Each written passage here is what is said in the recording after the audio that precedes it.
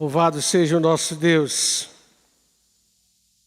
Por gentileza, meus irmãos, se vocês puderem, projeta para nós aí o versículo 25 do capítulo 16 de Atos dos Apóstolos. E você vai abrindo aí a sua Bíblia. Atos dos Apóstolos, capítulo 16, versículo 25. Não me lembro bem se foi num culto de quinta-feira. Nós nos lembramos bem e repetimos bem esse versículo aqui. Por volta da meia-noite, Paulo e Silas oravam e cantavam louvores a Deus. E os demais companheiros de prisão escutavam. Vamos todos juntos? Por volta da meia-noite, Paulo e Silas oravam e cantavam louvores a Deus. E os demais companheiros de prisão escutavam. Todas essas duas bancadas do lado de cá, de pé rapidamente, vamos lá? E vamos repetir alto e bom som. Vamos lá? Por volta da meia-noite, Paulo e Silas oravam e cantavam louvores a Deus. E os demais companheiros de prisão escutavam. Pode assentar os dois lados de cá, vamos lá? De pé bem rapidamente, vamos? Por volta da meia-noite, Paulo e Silas oravam e cantavam louvores a Deus. E os demais companheiros de prisão escutavam. Pode assentar. Por volta da meia-noite. Vamos lá, gente? Paulo e Silas oravam e cantavam louvores a Deus. E os demais companheiros de prisão escutavam. Essa foi uma palavra que Deus deu ao pastor Ronaldo Lidório na abertura do CPL na segunda-feira à noite. Este servo de Deus, tão nosso conhecido, tão amado do nosso coração, estava ali e trouxe uma palavra desafiadora para principalmente pastores e líderes pensarem sobre as realidades da nossa vida e do nosso ministério quando as coisas dão errado, quando as coisas não andam bem. Mas uma palavra também para todo cristão, para todo crente, para o menino, para a menina, para o moço, para a moça, qual é a nossa postura, a nossa atitude quando as coisas não andam bem. Lembrando que para chegar a Filipos e sofrer aquela prisão, aquela humilhação, espancamento, ir para a cadeia com troncos nos pés, os apóstolos estavam caminhando na direção de uma visão do Senhor, atendendo ao pedido que Paulo recebeu em sonhos de um varão macedônio, dizendo, passa a Macedônia e nos ajuda, e eles estavam ali naquele momento de extrema dificuldade. Por volta da meia-noite. Meia-noite sempre tem na literatura e na história da humanidade um toque assim, meio direto de um momento de apreensão, de um momento de medo, de um momento de temor, de um momento, um horário limite entre duas metades do dia, mas eles estão no pior lugar, na pior condição, em escuridade, cárcere interior, cheio de escuridão. Leia o texto depois de Atos 16, em casa você vai ver que o próprio carcereiro para entrar precisou pedir uma luz tão escura naquele lugar, mas por volta da meia-noite, Paulo e Silas, o que, gente? Oravam e cantavam louvores a Deus, e os demais companheiros de prisão escutavam. O pastor Ronaldo disse, coisa que todos nós já sabemos. A palavra de Deus é sempre rica, anima, entusiasma, encoraja o nosso coração, porque ela diz coisas comuns que nós precisamos ouvir, aprender e colocar no nosso coração. Enquanto no deserto nós aprendemos a ser fiéis ao Senhor, a oração nos desperta para a ousadia e a intrepidez nos momentos em que as coisas se tornam difíceis. Então lembra bem dessa palavra. É daqueles textos da palavra de Deus que nós precisamos decorar. Simples e fácil. Que horário foi? Onde eles estavam? O que eles estavam fazendo? Cantando e orando. Então, por volta da meia-noite, Paulo e Silas oravam e cantavam louvores a Deus. E os demais companheiros de prisão escutavam. Eu li, tempos atrás, um livro muito precioso do celebrado e conhecido autor inglês, C.S. Lewis, cristão inglês. E o nome do livro é provocativo. O nome do livro é A Última Noite do Mundo. Quem viu essa frase hoje em algum lugar? Quem leu essa frase hoje em algum lugar? Algumas pessoas leram, né? No convite e na lembrança para você vir para o culto. A Última Noite do Mundo. E nesse livro ele cria uma ideia, realmente, de aquela era a última noite do mundo que antecedia o raiar da manhã, onde o Senhor apareceria, o sinal do Filho do Homem seria visto nas nuvens do céu, e ele voltando com poder e muita glória. A última noite do mundo. Se hoje fosse a última noite do mundo, ou a última noite da sua vida, da minha vida, da nossa vida, que tipo de atitude, de desejo, de entusiasmo, de vontade, de plano, de projeto estariam no nosso coração? Tivemos o privilégio de ouvir alguns pregadores convidados pelo pastor Jeremias.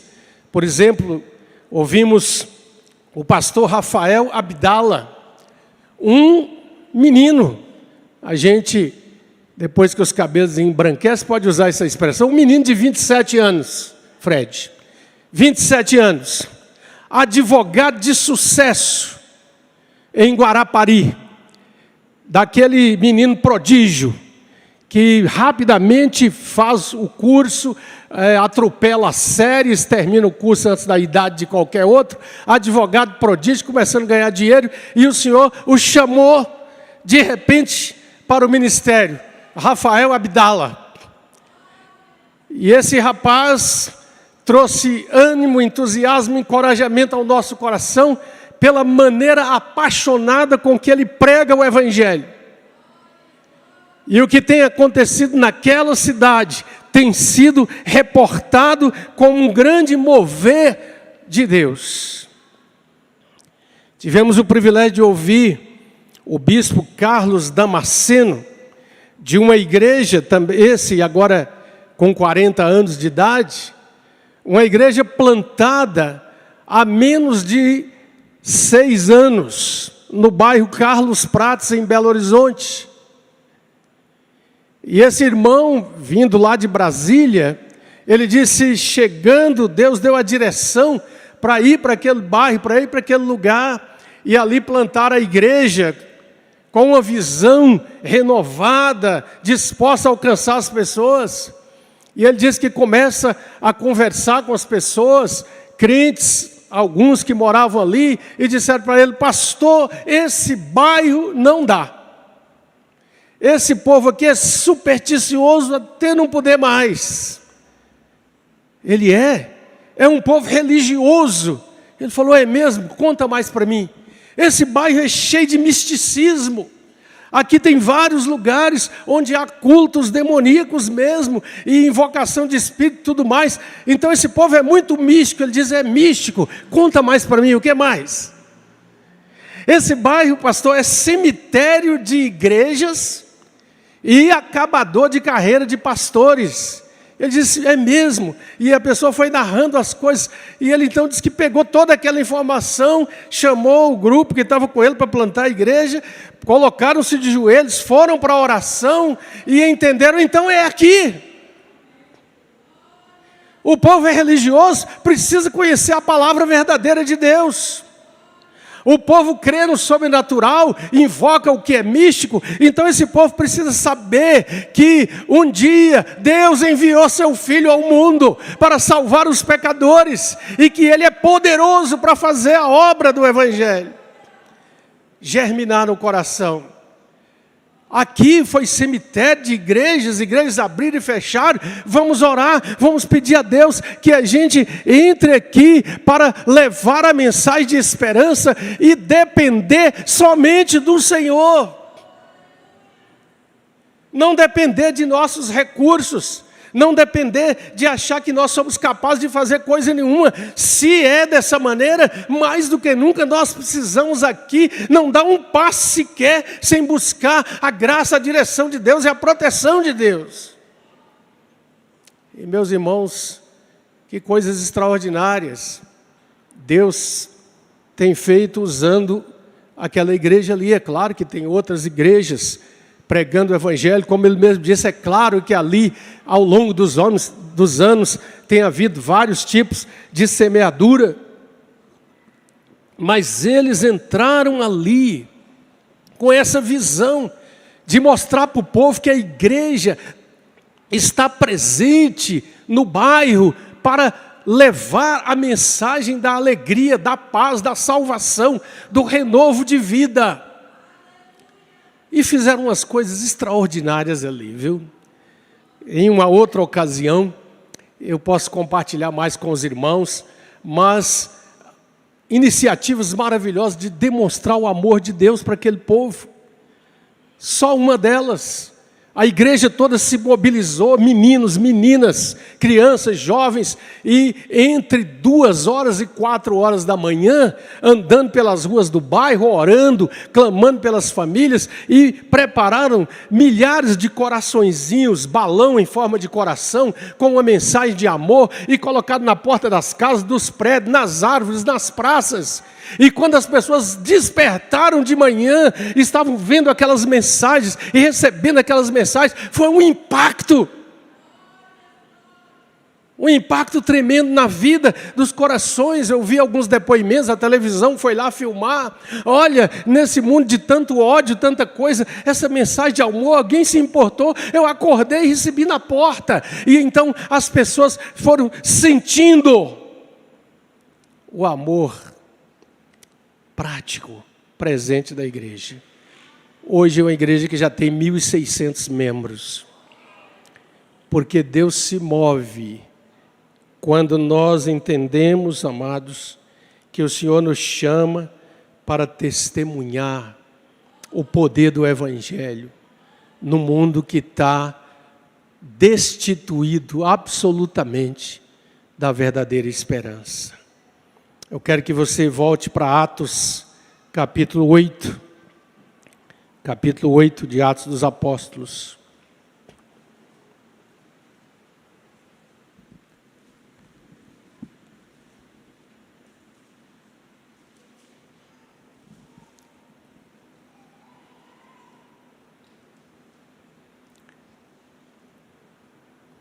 Naquele dia levantou-se grande perseguição contra a igreja em Jerusalém.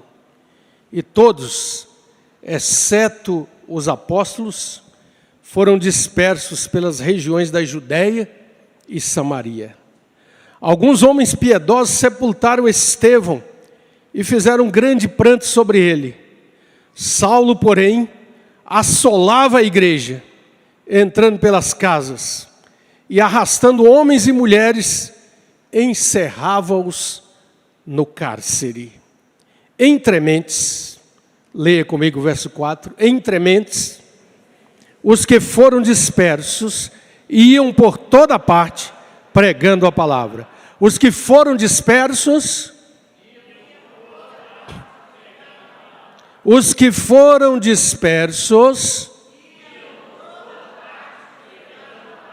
iam por onde, gente? Fazendo o quê? Filipe, descendo a cidade de Samaria, anunciava-lhes a Cristo. As multidões atendiam unânimes às coisas que Filipe dizia, ouvindo-as e vendo os sinais que ele operava. pois os espíritos imundos de muitos possessos saíam gritando em alta voz, e muitos paralíticos e coxos foram curados. Verso 8. E houve.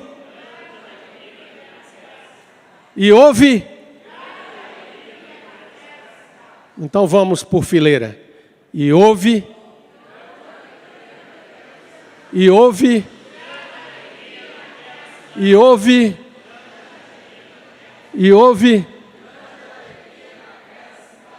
O Senhor trouxe esse texto ao meu coração no contexto de tudo aquilo que nós estávamos ouvindo ali. Houve grande alegria naquela cidade. Grande alegria naquela cidade, é a cidade de Samaria. Nós estamos no 1º século. Uma cidade grande, uma cidade antiga, uma cidade onde já havia gente morando há muito tempo, uma cidade de muitos acontecimentos dentro do contexto do Império Romano e de tudo aquilo que havia ali, uma cidade que tinha toda uma história, mas de repente, como que pela primeira vez na narrativa a respeito daquela cidade, na descrição daquela cidade, nós encontramos esse versículo 8, tremendo, maravilhoso, dizendo: e houve grande alegria naquela cidade. Por que houve grande alegria naquela cidade? Volta para o texto. Porque alguém que foi mandado embora de Jerusalém, expulso por causa da perseguição da igreja, não deixou de falar a palavra de Deus. E Filipe, um dos que foram escolhidos para a diaconia, teve que sair, desceu à cidade de Samaria, versículo 5. E o que ele fez? Anunciava a Cristo. Anunciava quem, gente? O que Filipe fazia? Filipe entrou na cidade de Samaria e começou a falar de Jesus. Imagine você, o texto bíblico, ele não é minucioso em detalhes, a palavra de Deus é rica, por isso mesmo nós devemos ler e trazer para o nosso coração e deixar que o Espírito Santo vá nos mostrando, nos iluminando, nos direcionando, para nós vermos a abrangência. Imagina um homem entrando na cidade de Samaria, indo a um, indo a outro, indo a mais outro, indo no comércio, indo lá onde as pessoas estavam trabalhando e anunciando a Jesus. Grande avivamento que varreu alguns países da África, principalmente entre os Zulus, em 1992. Alguns pastores, amigos nossos, foram até lá. Pastor Jeremias Gonçalves, me lembro das nossas conversas sobre isso. Pastor Jeremias também, da 8ª igreja, esteve lá numa outra ocasião. E é interessante porque eles tinham reuniões de 3, 4, 5 horas de duração. E a palavra que era pregada nessas reuniões era basicamente esses 4 ou 5 pontos. Primeiro, você é um pecador. Segundo, arrependa-se dos seus pecados. Terceiro, Jesus morreu por você. Quarto, entregue sua vida a Jesus. E quinto, sua vida será mudada. Aleluia! Ei, você está ouvindo? Sua vida será mudada. Você é um pecador. Nós somos pecadores. Jamais podemos esquecer essa verdade do Evangelho, de que Jesus Cristo morreu pelos nossos pecados segundo as Escrituras. Essa mensagem é a mensagem do avivamento, porque ela é a mensagem da realidade que encontra a mim e a você, enquanto ainda não arrependidos, enquanto ainda não entregues a Jesus e recebendo o seu sacrifício, para que a nossa vida seja mudada. Nós não ouvimos grandes novidades ali no CPL. Nós ouvimos aquilo que a gente precisa ouvir uma vez e ouvir de novo várias vezes. Que nós temos que ser dependentes do Senhor, que nós temos que ter obediência, que nós temos que ter paciência e que nós temos que trabalhar para que o Evangelho chegue às pessoas. Tocou muito o meu coração, Fred. Os adolescentes da igreja naquela alegria, um mover de centenas de pessoas voluntárias trabalhando. E numa das noites foi por conta dos adolescentes, e eles formaram uma fileira de um lado, outra do outro, da entrada do templo. E nós íamos chegando, e os pastores iam chegando, e esses meninos e meninas cantando e pulando e clamando a Deus com aquela alegria, né? E eu fiquei tão entusiasmado que eu comecei a pular e cantar também, porque eu não vou ficar para trás, né? E meus netinhos, Nanda e Luca, envolvidos, um trabalho maravilhoso, juniores, procurando estar juntos do movimento de oração, orando pelos pastores, entendendo que um movimento daquele, e depois cada um desses vai para suas cidades, e o vigor é renovado, o ânimo é renovado, a alegria de servir ao Senhor é renovada, e então a gente vai. E a igreja precisa orar por isso. Meu irmão, minha irmã, por volta da meia-noite, Paulo e Silas oravam e cantavam louvores a Deus, e os demais companheiros de prisão escutavam. Por favor, dá uma olhadinha aí do seu lado, quantos lugares, quantas pessoas daria para sentar aí nesse banco vazio? Todo mundo olha para o banco vazio, a sua esquerda e a sua direita. Olha para o banco vazio, olhou? Diga assim: Senhor, usa a minha vida para trazer um pecador, para ouvir a Tua palavra. Amém? Você e eu podemos fazer. Com quem você tem falado, a quem você tem convidado, no seu consultório, no seu escritório, no seu comércio, na sua agência de veículos, no seu emprego público, no mercado, onde você trabalha, para dizer: olha, vem, eu quero que você conheça a graça, o poder de Jesus. O tempo urge e avança. Nós não podemos mais continuar na mesma toada, porque o tempo está avançando, amados. Porque a palavra de Deus diz: livra os que estão indo para a morte, adolescentes, meninos e meninas. Nós precisamos abrir os nossos olhos. Quantos coleguinhas ainda não conhecem Jesus? E a pergunta que você e eu, não só adolescente, moço, moça, homem, mulher, tem que fazer todo dia olhando para o espelho é essa: eu já sou de Jesus, eu já entendi essa mensagem simples, você é um pecador, arrependa-se dos seus pecados, Jesus morreu por você, entregue sua vida a Jesus e sua vida será mudada. E se não foi mudada, faça de novo o ciclo novamente, até acontecer, porque vai acontecer. Todo aquele que pede, recebe. Todo aquele que busca, acha. E a todo aquele que bate, a porta será aberta. O Senhor incomodou muito o meu coração. E eu disse: pastor Marcos, eu quero pregar. Viajei, cheguei de tardinha. Dirigi de Belo Horizonte até aqui. Mas o Senhor me deu força. Falei: Marcos, eu preciso fazer isso na volta, não é? Para não cair na mesmice de cada dia. Mas uma palavra que o Senhor deu lá para os pastores também foi essa, do Salmo 103 e de Isaías 40. O tema foi como águia. Como águia. Diga comigo: faz forte ao cansado e multiplica as forças ao que não tem nenhum vigor. Bendize a minha alma o Senhor, e tudo que há em mim, bendiga o seu santo nome. Bendize a minha alma o Senhor, e não te esqueças de nenhum só dos seus benefícios. Houve alegria em toda aquela cidade.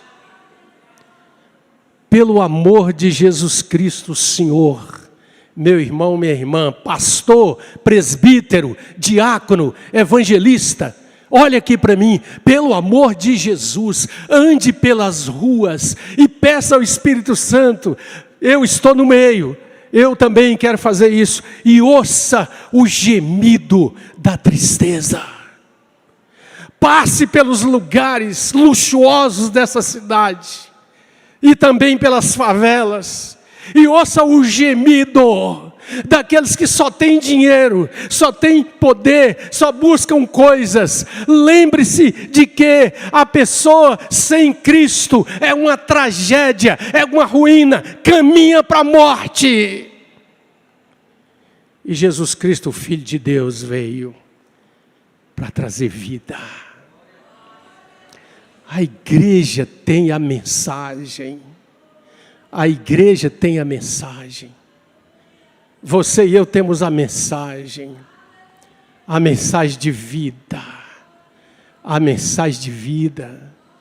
Jesus disse: aquele que crê em mim, do seu interior fluirão rios de águas vivas. Eu me sentei com o meu netinho Luca, dias atrás, lá na beira do Rio São Francisco, e eu disse para ele: presta atenção.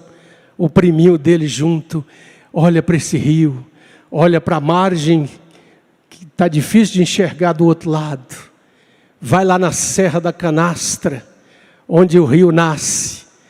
Não tive o privilégio ainda de ir, já vi fotos e narrativas.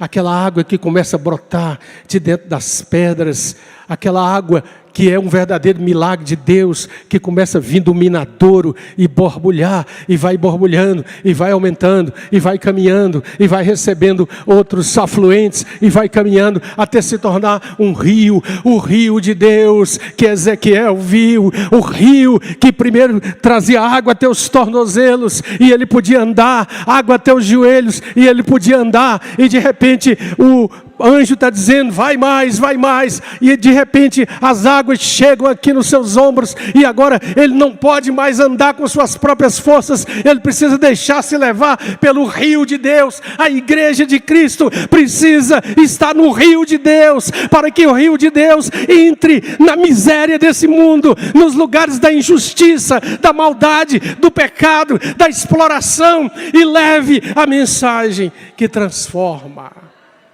e muda os corações. Uma igreja viva, amados. Nós precisamos ser uma igreja viva.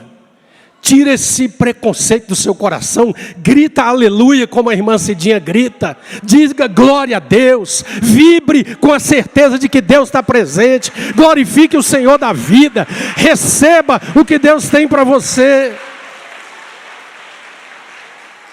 Porque muitas vezes você entende o que eu quero dizer. É Deus que conhece o seu coração. Mas nós somos muito presos, muito atados, sabe, com as coisas. E nós precisamos, como o apóstolo Paulo disse para os romanos, sede fervorosos em espírito.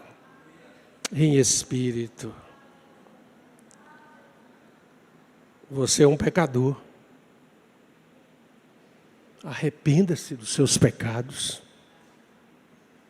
Saiba que Jesus Cristo veio para perdoar o pecado, purificar o pecado, remir o pecado. Entrega sua vida a Jesus para valer. Sua vida vai ser mudada. Vai ser mudada. De repente, aquilo que você gostava tanto, você começa a ler a palavra de Deus e começa a falar: uai, não gosto mais disso não. Estou gostando de cultuar a Deus, de glorificar o Senhor. As mensagens que eu estou mandando são mensagens da palavra de Deus que eu estou lendo. Não é essa bobajada que todo mundo manda aí não. Eu estou cheio de vontade de que outros conheçam o meu Cristo, o meu Senhor, o meu Salvador. É tempo. É tempo. Não vale a pena, se nós formos continuar a caminhada desanimados, achando que tudo que temos que fazer é vir uma vez na semana para a reunião da igreja, uma vez. Alguns estão em casa até hoje, não voltaram. Ô Senhor, tem misericórdia.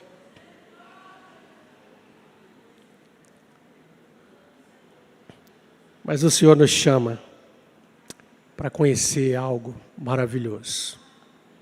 Nós precisamos da força da juventude Nós precisamos dar espaço para meninos e meninas, moços e moças, valorosos, cheios dessa seiva e verdor que Cristo dá, para ir a esse tempo de conexão, levando essa palavra, levando o Evangelho. Porque a palavra diz que mesmo os jovens se cansam e se fatigam, e os moços de exaustos caem, mas os que esperam no Senhor renovam suas forças. Renovam suas forças. Eu queria terminar essa palavra, apenas um compartilhar, tem tanta coisa aqui. Eu anotei tanta coisa nesse caderninho. Glória a Deus. Meu Deus, quantos congressos eu já participei, quantos lugares eu já fui. E de repente o Senhor me falou, tem coisa nova para você aqui. Glória a Deus. Glória a Deus. Cadê o Dênio? Dênio, vem cá com a turma, vamos cantar mais um cântico. É sempre bom terminar o culto cantando, adorando, louvando a Deus. Vamos cantar mais uma vez essa maravilhosa graça, esse infinito amor que nos perdoou, que levou a cruz que era sua e minha, porque Ele tomou sobre si as nossas dores e os nossos pecados. Meu irmão, minha irmã, rogue a Deus que você seja um evangelista. Estava na casa do Júnior e um dia estava muito em cima da hora, tive que pegar o Uber para ir para a 8ª igreja. Aí anunciou lá, Priscila. Entrei no carro, senhorita lá, Priscila, bom dia, paz de Jesus. Ela, paz de Jesus. E eu disse, nós vamos para a 8ª igreja. Você conhece a 8ª igreja? Olha, não sou membro não, mas estou indo lá toda quarta-feira. Deus está falando comigo. Você leva uma mensagem para o motorista do Uber? Você olha toda oportunidade para falar do Jesus que te salvou? É tempo. O tempo é agora. Nós precisamos contagiar um ao outro. Chamar uns aos outros. Chamar para a oração. Quinta-feira, aqui, o segundo tempo do culto é toda a igreja orando. Oração. Fica de pé. Diga, por volta da meia-noite, Paulo e Silas oravam e cantavam louvores a Deus. E os demais companheiros de prisão escutavam. Amém. Vamos adorar. Aleluia. O Senhor colocou no meu coração, pastor, uma outra canção aqui. Aleluia. Feche teus olhos. Junto a ti, Senhor, junto a ti, Senhor, junto a ti, em tua presença,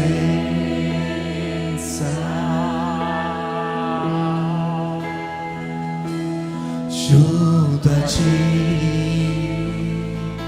Senhor, junto a ti, Senhor, junto a ti, em tua presença,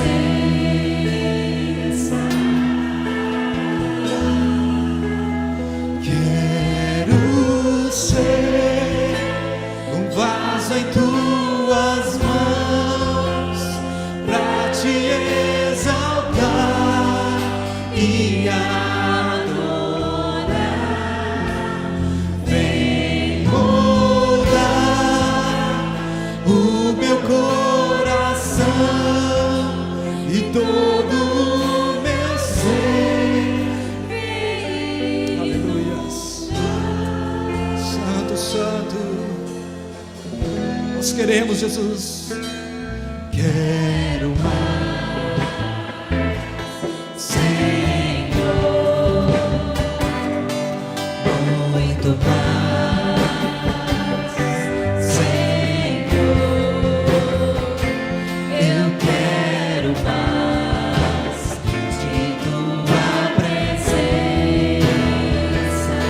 Eu quero mais uma vez, quero mais. Quero mais, Senhor, quero muito mais, Senhor. Eu quero mais de tua presença.